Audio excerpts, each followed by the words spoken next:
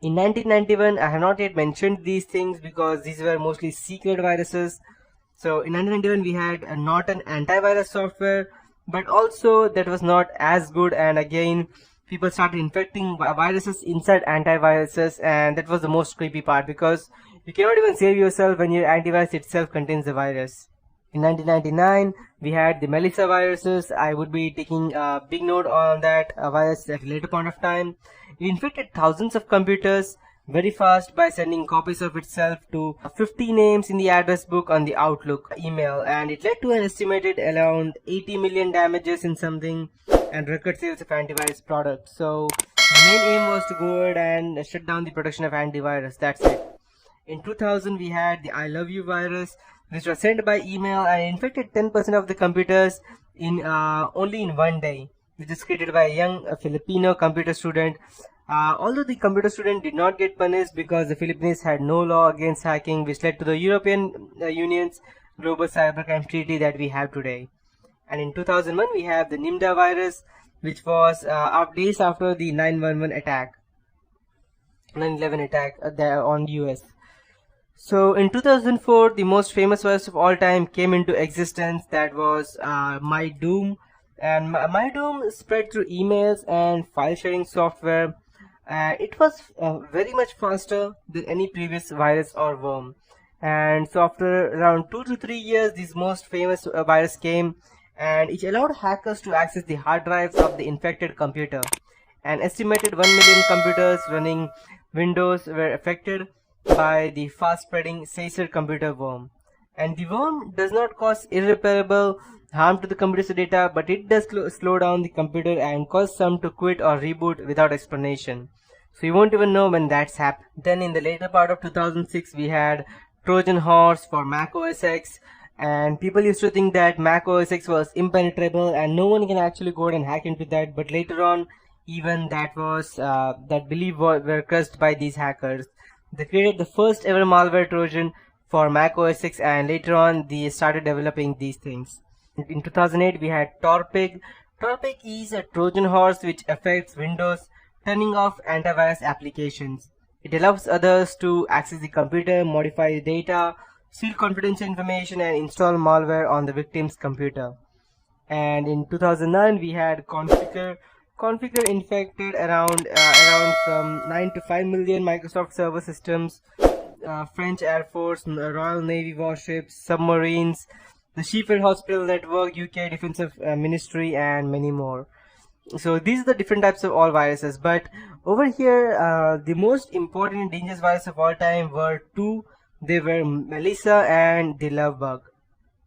So these are, before I go ahead and explain to you what these viruses do, these are how the viruses work. First, the virus arrives as email attachment or something looking as a Trojan horse. Then the email attachment may contain the email exactly won't be sent as MP3 or JPG or DOC, because nowadays Google directly scan these files. So they go ahead and encrypt these things inside WinRAR or attachment, something like that, a zip file, and when you go ahead and extract it, you will find an MP3 or MP3, JPG or a doc document. And when you go ahead and run it, the infection starts, and it not only starts on your computer, it will convert your computer into a botnet. So the attacker will go ahead and control your machine, and he will start sending these viruses from your machine to other computers. So your machine will be the king machine, and these will be the slave bots which would go ahead and be accessed from your computer. So if any person tries to go ahead and does any wrong or uses these things for wrong purposes, such as stealing anything, tries to use it for theft, then you will be the person who will be caught, because you are the king bot and these are the slave bots. That's the reason.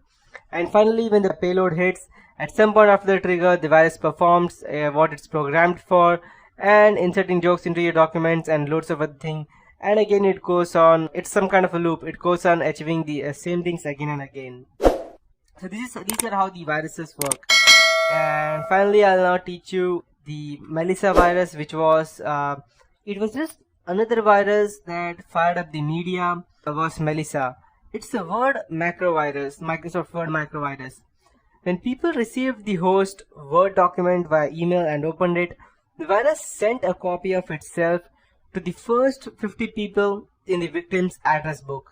So if you go ahead and let's say, for example, as I told you previously, I'll just go to the previous slide. So you open this document, the Word document, and it will these will be the 50 computers, and to these 50 computers email will be sent out to you under your name about these Word files. So these people will think not 50 but at least 40 of them will think that you have sent this file, and without contacting you they will open these files, and each one of these people again send it to 50 people. So 50 people over here, and out of this all the 50 people sending these viruses to again more 50 people, and that's not quite that good, is it? And that's what this Melissa virus did. So it was very easy for itself to go and spread them. It was named after a topless dancer in Florida, the Melissa virus. It crashed the email servers of corporations and huge governments in different spots around the world. And the computer emergency response team, set up after the Robert Morris mugged up the internet with his worm in 1988, estimated that this virus at least hit a total of 1 lakh computers in its first weekend itself. And then later on, David Smith posted the infected virus as an all-period sex Usenet group using a stolen AOL account. Initially, he entered a plea of innocence, but after being confronted with a maximum of 40 years of sentence in prison, he eventually pled guilty and he received a much reduced sentence. So you can go and search for David L. Smith because he was the creator of that virus, and later on he was sentenced for some 5 to 10 years of prison.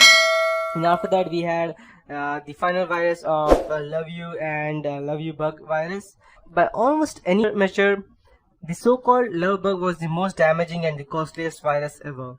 I don't know who comes up with these random figures, but according to the Reuters, the love bug costed around 15 billion in the lost productivity in the whole world. And this spreads even faster than the Melissa. But unlike Melissa, it would mail itself to everyone in your Outlook address book. And to everyone, not just 15 people, most of whom would probably be delighted to read about how you love them, and not just the first 50. So moreover, it would just gobble up the certain media file stored on your hard drive. So any contact information that it finds, may it be in your email or anything else, it will just go ahead and spread itself to that random stuff, and it will affect everything. So these were the different types of viruses, and that's it for this tutorial. In the next tutorial, I'll be teaching you about how we can go ahead and actually infect someone else's computer.